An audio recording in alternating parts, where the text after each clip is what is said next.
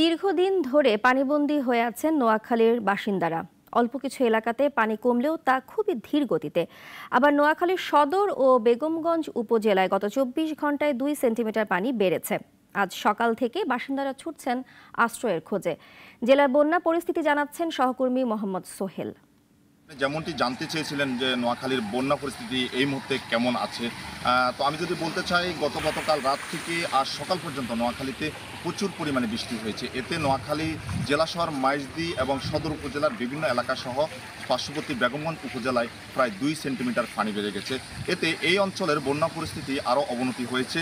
তো আজ সকাল থেকে আমরা বিভিন্ন এলাকা ঘুরে দেখেছি যে মানুষ দীর্ঘ এক সপ্তাহে যে বন্যায় কবলিত হয়ে পড়েছে, সেই বন্যায় কিন্তু অনেকেই কিন্তু তাদের বাড়িঘরে পানিবন্দী হয়ে থাকলেও ঘরবাড়ি ছেড়ে আশ্রয়ণ কেন্দ্রে যাননি।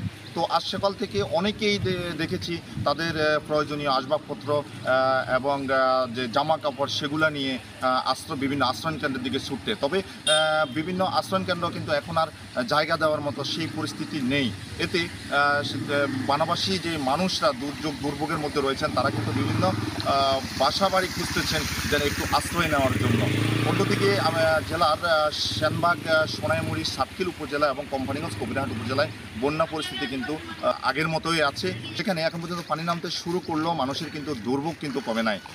এখানকার যেই বাংলাদেশ ফায়ার সার্ভিসের সদস্যরা আছেন তারা সহ জেলার গুরুত্বপূর্ণ যেই সংস্থা আছেন তাদের সাথে সমন্বয় করে তারা চেষ্টা করছেন যেন প্রত্যন্ত অঞ্চলে মানুষের ঘরে ঘরে যেন ত্রাণ পৌঁছে যায়, খাদ্য সহযোগিতা পৌঁছে যায় এবং যেখানে মানুষ অসুস্থ হচ্ছেন সেখান থেকে মানুষকে উদ্ধার করে স্বাস্থ্যসেবা দেওয়ার জন্য তারা হাসপাতালে আনার জন্য চেষ্টা করছেন।